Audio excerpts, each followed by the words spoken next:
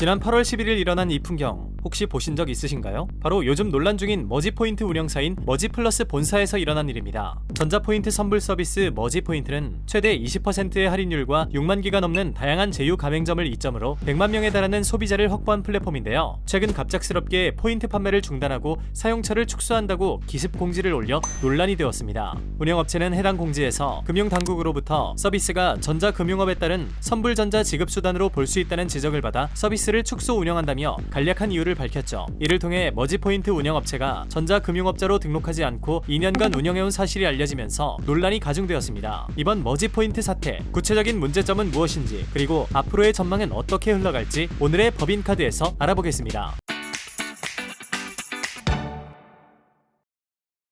먼저 머지포인트가 어떤 서비스인지부터 살펴보겠습니다. 머지포인트는 현금처럼 사용할 수 있는 포인트를 온라인으로 저렴하게 판매하는 서비스인데요. 이용자가 머지머니라고 하는 모바일 바우처를 약 20% 할인된 가격에 산 뒤 앱에 등록하여 제휴 매장에서 현금처럼 사용하는 방식입니다. 예를 들어 10만원짜리 바우처를 8만원에 산 다음에 대형마트나 편의점, 카페 등 제휴 매장에서 10만원어치 물건을 구매할 수 있는 거죠. 그런데 이런 서비스 형태가 왜 문제가 되었던 걸까요? 바로 허가 없이 영업을 했다는 점입니다. 머지포인트는 선불 전자지급수단을 발행하는 행위로 영업을 해왔는데 이는 금융위원회의 허가가 필요합니다. 문제는 이러한 허가 없이 영업을 해왔다는 점이죠. 여기서 선불 전자지급수단이란 재화 또는 용역을 구입하고 그 대가를 지급하는 데 사용되는 것으로서 이전 가능한 금전적 가치가 전자적 방법으로 저장되어 발행된 증표 또는 그 증표에 대한 정보를 의미합니다. 쉽게 말해 돈을 디지털화하여 저장해 놓은 것이라고 생각하면 됩니다. 선불 전자지급수단은 생각보다 우리 생활 속에서 많이 쓰이고 있는데요. 온라인에서 미리 충전해 놓고 간편 결제, 간편 송금 등의 서비스를 이용하는 데에 사용하는 땡땡머니나 땡땡캐시가 바로 대표적인 선불전자 지급수단입니다. 그렇다면 선불전자 지급수단을 발행하는 업무를 수행하는데 왜 금융위원회 허가가 필요할까요? 그 이유는 바로 이용자의 자금을 보호해야 하기 때문입니다. 만일 선불전자 지급수단을 발행한 회사가 경영 악화, 도산 등으로 인해 선불 충전금을 환급할 수 없게 된다면 이용자의 자금을 보호하기 어려워지기 때문에 법의 테두리 내에서의 관리가 필요한 것이죠. 이와 같은 선불전자 지급수단의 발행 및 관리에 대해서는